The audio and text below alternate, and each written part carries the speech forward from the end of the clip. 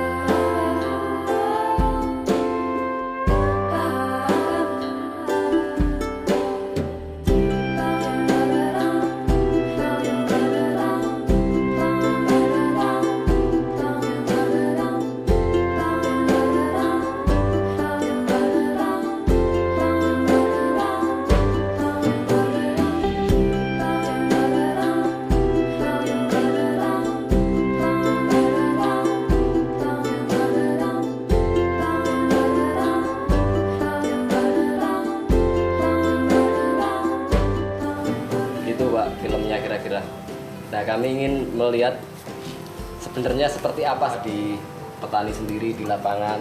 Secara sadar bahwa kita tidak pernah memperlakukan anak seperti itu dan memperhitungkan nilainya. Dari kalau orang tua kita pekerjakan lebih efektif dan memang itu adalah tugasnya mereka.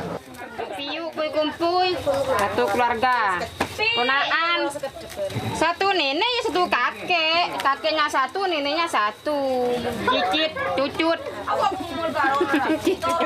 saya cicit apa? Memang ada seperti yang tadi, kan tetapi itu kan bukan merupakan satu bentuk tekanan dari orang tua untuk dipekerjakan. Itu maunya anak. Bukan berarti orang tua yang memaksakan anak untuk bekerja sampai jam sekian, tidak. Dan mereka hanya memperkenalkan orang-orang tua memperkenalkan pekerjaan usaha orang tuanya seperti ini loh. Nah, jadi itu tidak mereka ditekan dengan waktu, kapan saja mereka mau pergi, tinggalkan begitu saja. Dia tidak punya beban dan tanggung jawab terhadap kejadian itu, artinya pekerjaannya. Jadi anak-anak tidak pernah kami perlakukan seperti yang ditayangkan tadi.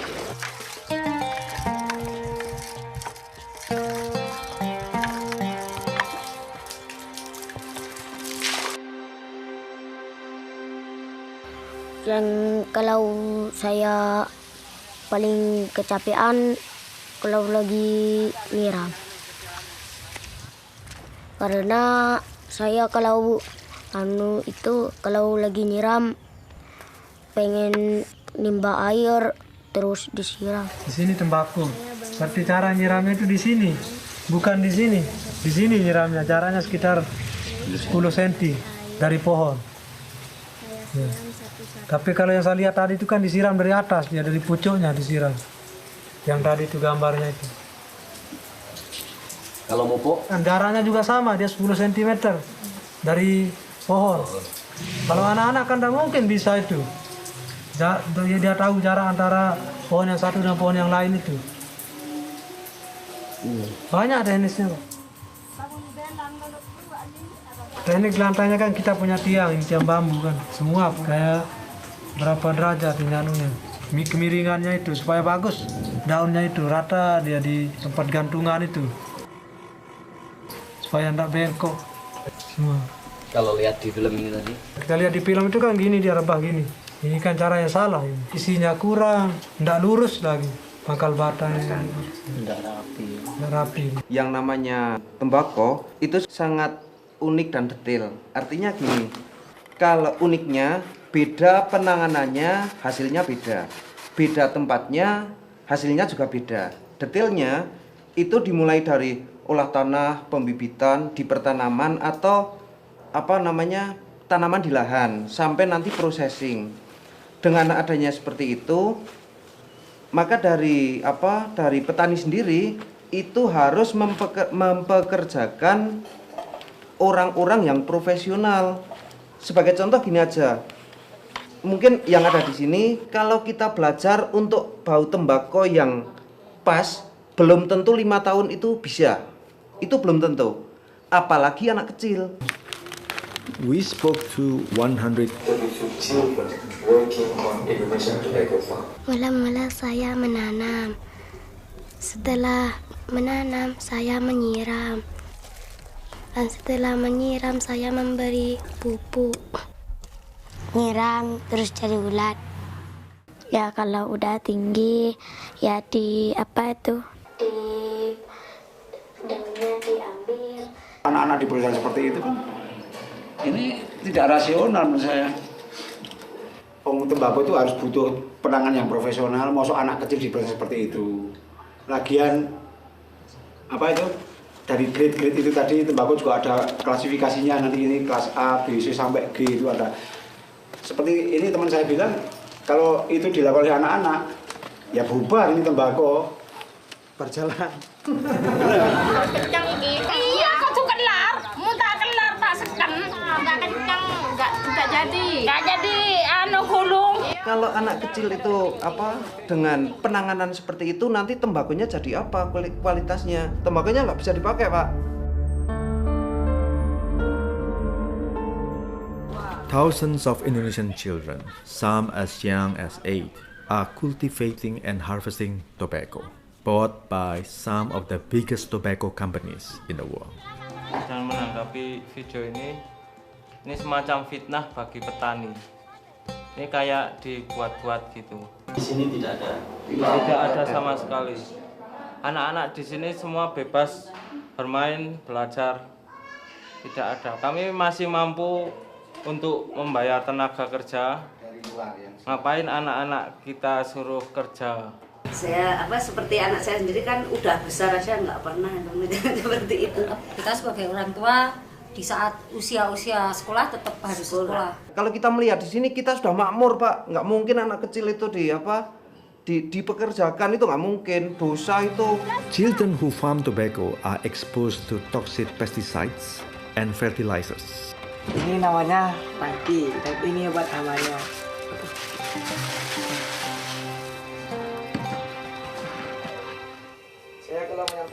Salah. Posat ini bukan obat hama, obat ini malah. Iki digawe berarti ini. Ini obat herbisida ini. Nggak dipakai di sini. Wah, ini obat rumput ini, mati semua pakai itu. Posat itu barusan. Ini dibuat berarti film ini.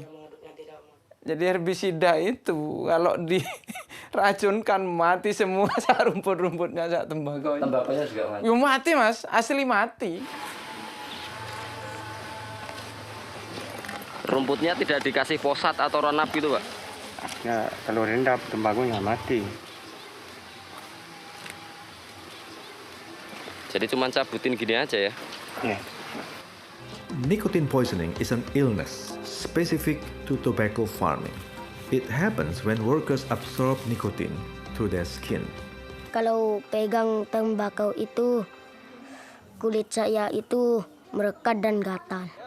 Nicotine is a toxin, and children can absorb as much nicotine through their skin as if they were actually smoking. Kalau di tayangan tadi, anak-anak kan ada yang batuk-batuk karena hidup di sekitar tembakau, ada yang batuk, ada yang gatel, kena nikotin. Kalau kondisi anak-anak di sini bagaimana, Pak? Nah, nanti saya tanya ke anak-anak ini. Namun dikit-dikit makan, wah gini kan?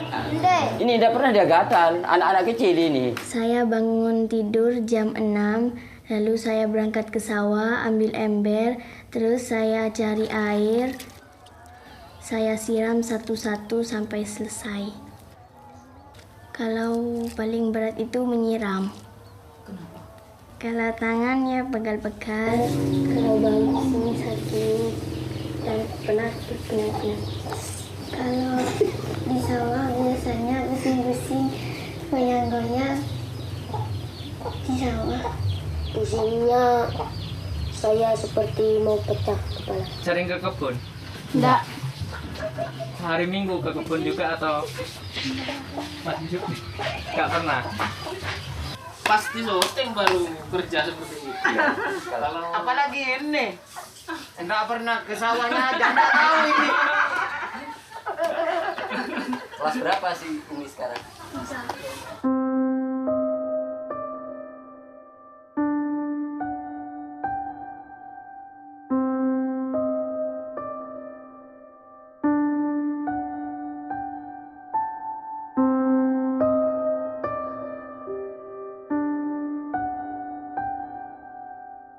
Waktu itu kan gini, sebelum diambil gambarnya itu dikasih saran gimana caranya menanam tembakau, waktu nyiram, pengambilan air itu kasih saran dulu. Pastinya itu enggak tahu cara-caranya itu enggak tahu Siapa? Anak kecil itu. Istilahnya geladi kotor dulu ya, lalu itu geladi bersihnya langsung difoto. Ya kayak memperlakukan anak kecil, kan sudah barang tidak mungkin sudah. Tapi Bapak nggak tahu kalau hasil filmnya mau dibikin seperti ini? Iya, nggak tahu. Kalau waktu itu dia ngubungi saya, ingin bertemu dengan saya, lalu saya layani, memang dia datang akhirnya empat orang datang ke sini.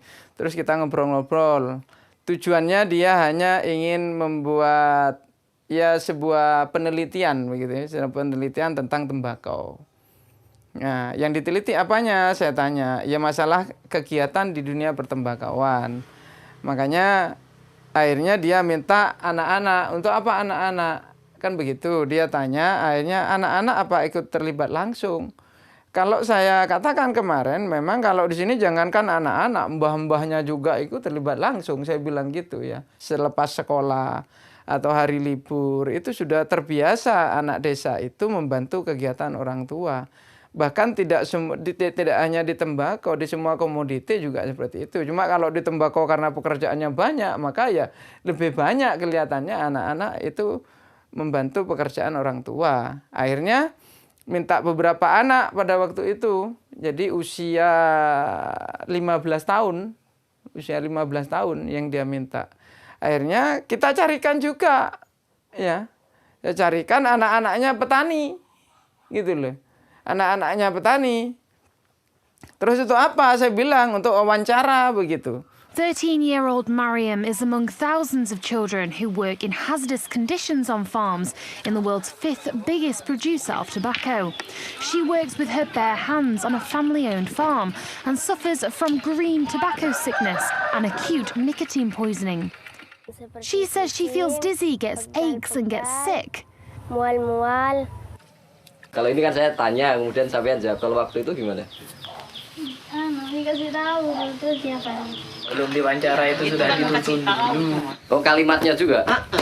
Dari setiap perkebunan atau setiap daerah yang Mas datangin gitu ya, dari tim HRW datangin, itu memang pasti mereka ada pekerja anaknya? Oh iya, pasti. Pasti, dan mereka selalu ikut, kondisinya ikut dengan orang tua gitu, atau malah ingin bekerja sendiri juga? Oh, kebanyakan bekerja untuk orang tua atau untuk tetangga dalam sistem barter itu ya. Yang punya tembakau ini gantian, tolong menolong. Artinya kalau punya gantian punya orang lain gitu. Yang sekarang giliran siapa? Giliran Bu Tahon. Lo anak-anak? Yang anak-anak ini banding kok ini lagi main aja, bukan kerja.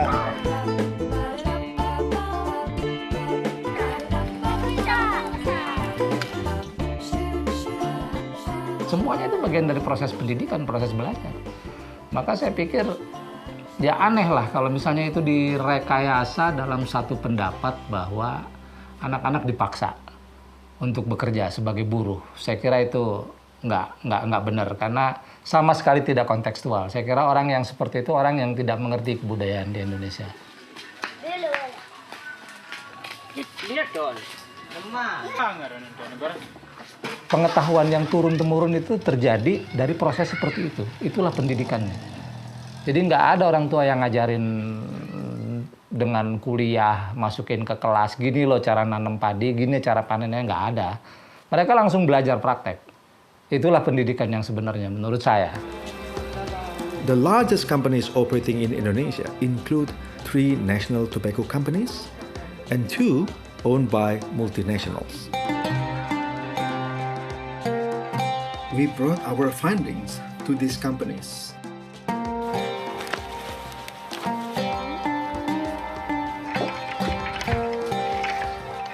And we asked them about their policies and practices regarding child labor. The 2 multinational companies responded and detailed some action they are taking. The Indonesian companies did not respond to our questions. Dalam kaitan dengan konvensi ILO 138 tentang batas minimal itu, jika masih ditemui ada anak-anak yang bekerja di bawah umur 15 tahun, maka itu pelanggaran. Indonesia juga harus mempertanggungjawabkan. Ada nggak langkah-langkah yang harus dilakukan?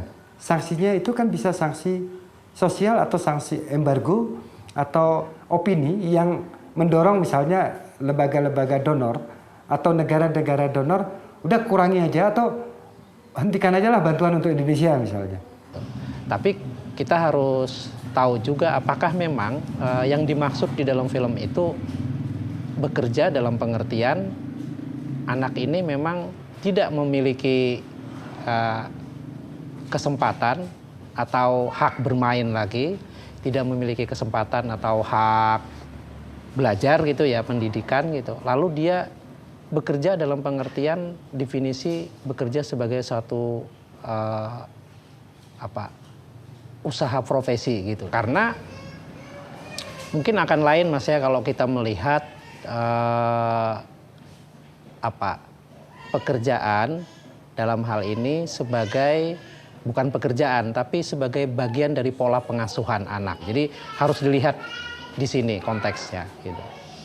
Kalau film itu semacam misalnya ada wawancara, terus ada praktek-praktek di mana anak-anak melakukan pekerjaan tertentu, tapi tidak ada penjelasan bahwa itu adalah ilustrasi, sedangkan yang berperan itu bukanlah anak-anak yang bekerja sesungguhnya, itu udah manipulasi dan itu sudah salah satu bentuk eksploitasi terhadap anak sebagai alat propaganda yang harus dilawan.